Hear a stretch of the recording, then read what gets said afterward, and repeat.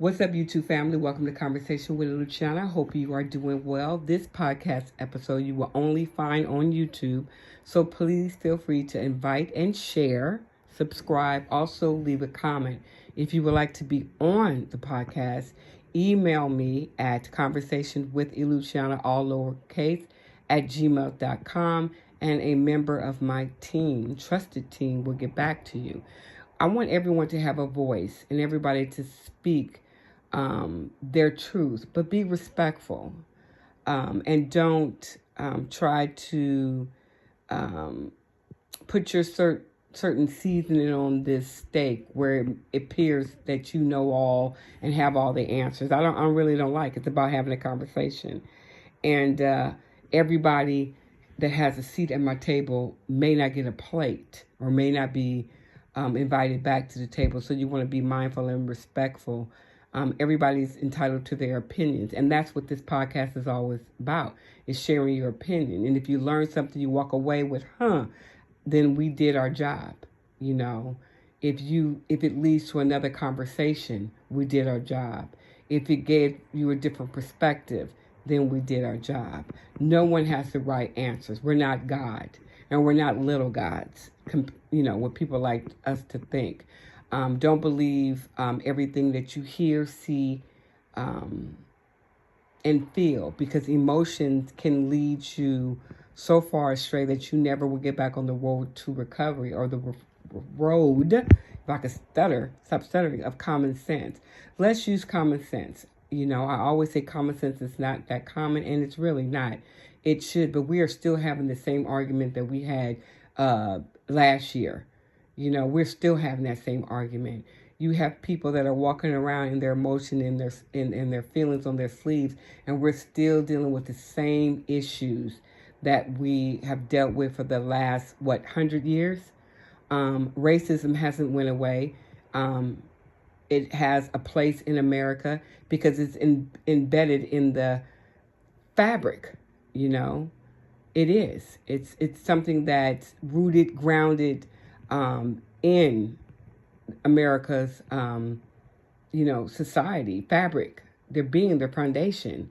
Do we have to subscribe to that channel? No, but we do have to acknowledge.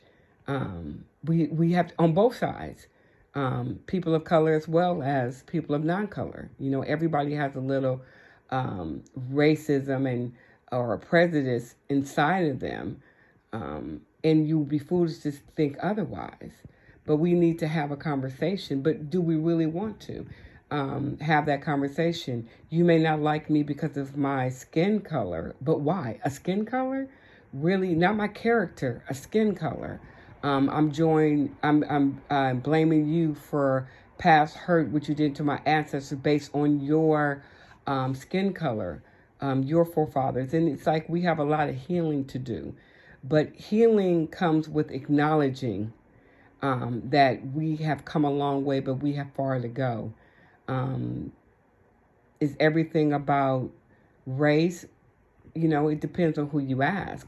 But I do know there's a lot of people that are married to each other, different races, and they're raising children. And it's like, you talk about an identity crisis. It's very apparent.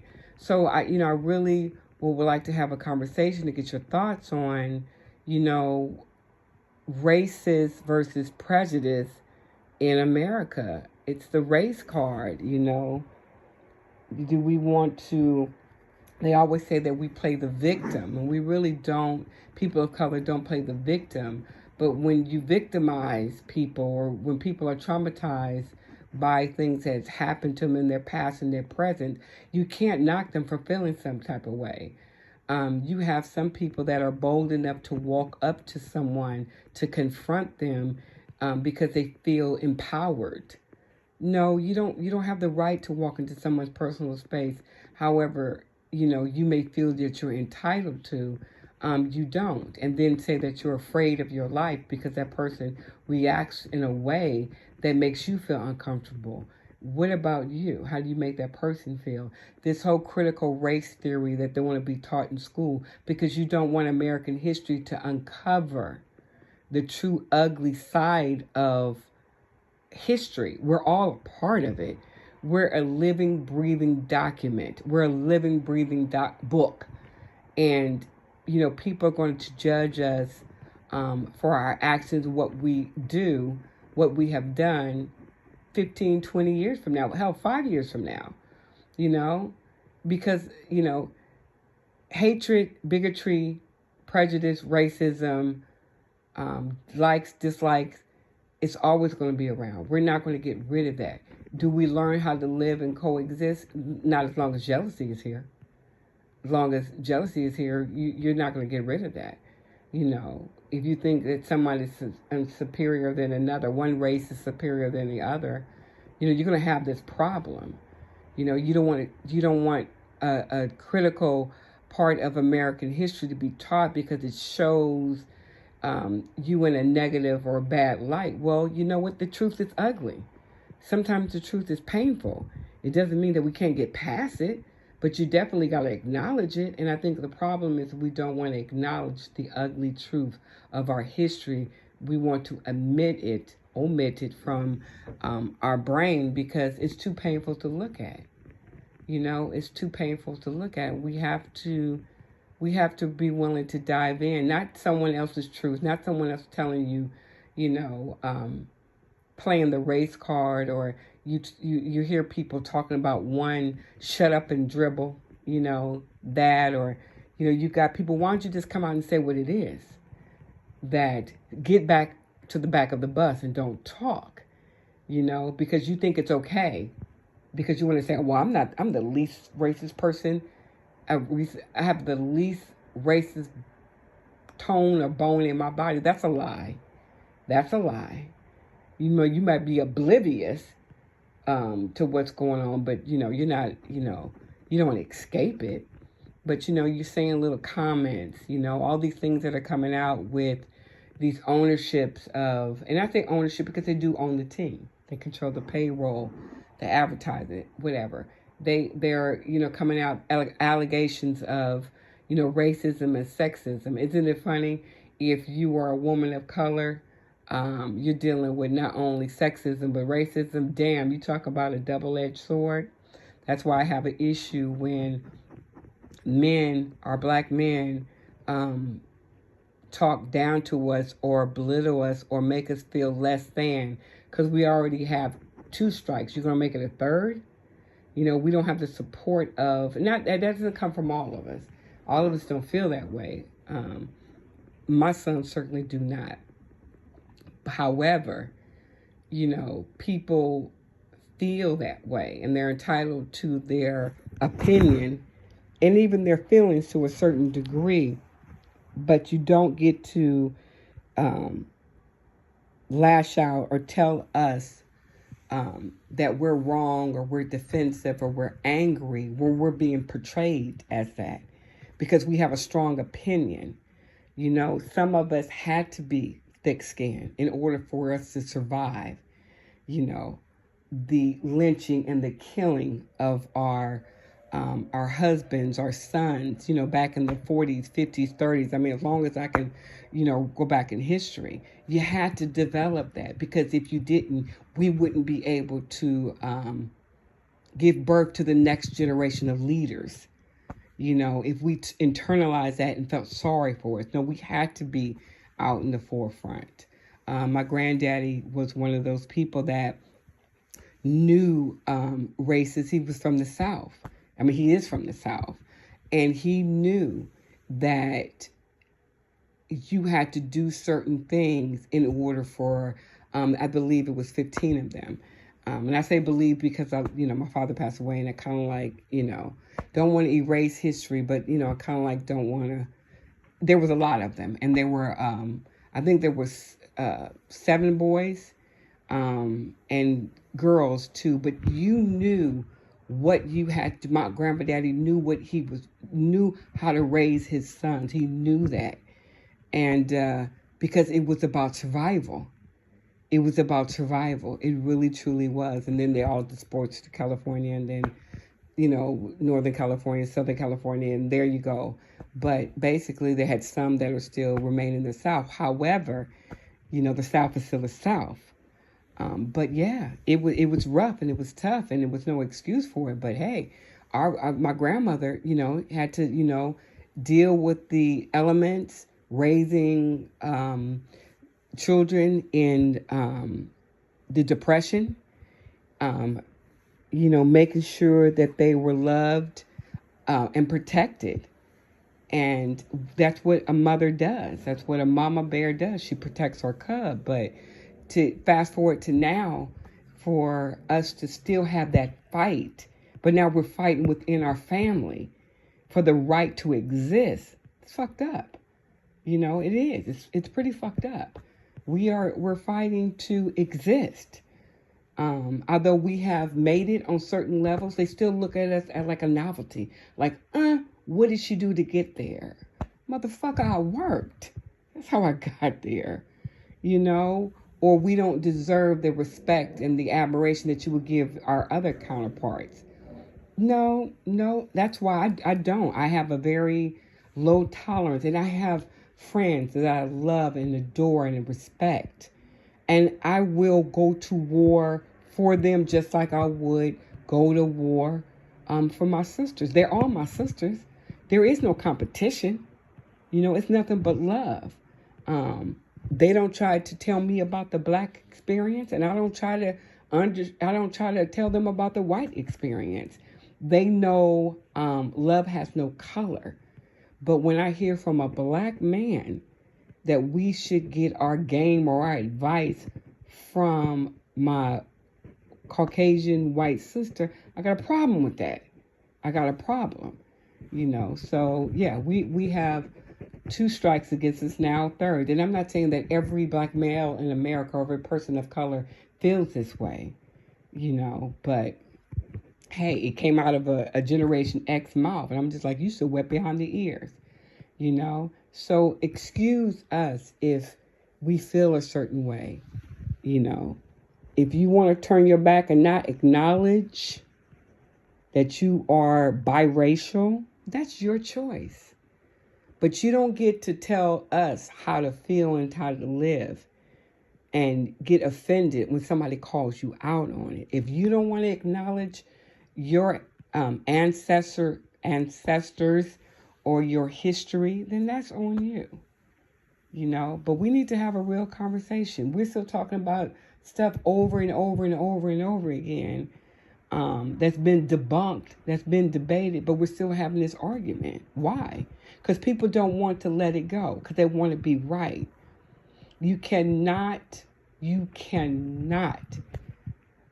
acknowledge the black experience, people of color experience, because some people don't believe in saying the word black because it means dark and white means light. We're not going to get into that. It's all in your perspective. It's all in how you want to word it. You can't change people thinking. You can educate them, but until they're ready to change, you won't be able to change them.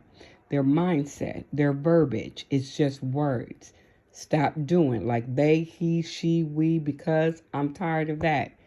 You can't erase how I've been taught in 6 months because it offends you. I'm just saying that's a different conversation, but for a different day. But we see things and we know these things, but now it's kind of like we're still talking about with no resolution. So I have a simple answer to that question. Shut the fuck up. Get out your own way. Stop doing this because we're not making no headway. You cannot acknowledge if you cannot acknowledge your past, you have no idea where you're going. And you live in the present because you still live in the past. And you want hope for the future, but you can't because you don't want to. You want to erase all the contributions that one person, white or black, Asian or Mexican, Native American, brought to the table. You can't omit a certain generation or source of people, I should say, of people from the human experience because you don't like their skin color. That's just wrong. We're talking about stuff that's been debunked for the last year. We're still having that conversation because people don't want to let it go. So my question is to this. If you don't want to let certain things go, why are you so quick to let everything else go, the 40 acres and a mule? I'm not saying that I'm entitled to it or I want that. I'm not going there. But I'm saying if you want to have this argument about this, then you need to have an argument about the retribution of what we did, the contribution we made to the United States of America, which is one of the greatest countries in the world that has a dark past. That has a dark past. Come on now. You know that uncle that's in that shed in the back. We don't talk about him, but he's still there. He's still there. He just don't come out because Big Mama won't let him come out. Kapow! She puts a kibosh on him. All jokes aside, that's the thing about this podcast is that I push the envelope respectively because I want to have a conversation. If we're not going to get to the resolution, why do we still need to have the conversation? Because if you're unwilling to hear me, to acknowledge me, the change can never come. It can never come. Think about that. Chew on that. We all talk about we want change. Do we? Do we want change for all or just for some? Again, it's the human experience. Because at the end of the day, it ain't going to matter. You can hate me all you want. You can die with hate in your heart. It ain't going to change my outcome. It's not going to change where I'm going. It might have a direct effect on where you're going because you hated me for no reason. And what a waste of energy and time to be on your deathbed and to think I wasted 30 years of my life hating another human being for what? What was it about? Was it about jealousy? What was it? Because I was taught that both sides, black and white, don't get it twisted, black and white, were taught hatred. You were. I wasn't. It depends on who raised you. Let me clarify that. But society around, the school kids around, your experience made you feel uncomfortable around certain people. Therefore, your guard was always up. You didn't know where that was coming from. But like I said, I have beautiful friendships with my sisters, and they are my sisters. I don't care what you say. They are. And I'm not going to hold anybody past against them unless you bring it up to me, especially mine. But I'm not going to do that. I look past the person's color into the person, the human connection. That's where I'm after. If you're a messy, trifling individual, black or white, Asian, Mexican, I don't give a damn. I'm just not going to fool with you. I'm just not. Anyway, it's just a conversation that needs to be had. And I want to know. Again, these are my opinions. It's not fact. I don't come across preachy, needy, and want to slam the door shut. I'm not like that. You shouldn't be like that because I can learn from you. You can learn from me. It's about the conversation. It's about the conversation. A true, meaningful, deep conversation that we can say, my goal, beside other things to do with the podcast, is that you cannot say you didn't know. You can't say that you didn't know because you did know, because we talked about it. You just refused to allow it to accept it. But you did know. You did know. That's all. That's what I'm about. Knowing, growing, learning, deserving the truth, respecting others that are different from me, that are the same. I respect every walk of life until you disrespect mine.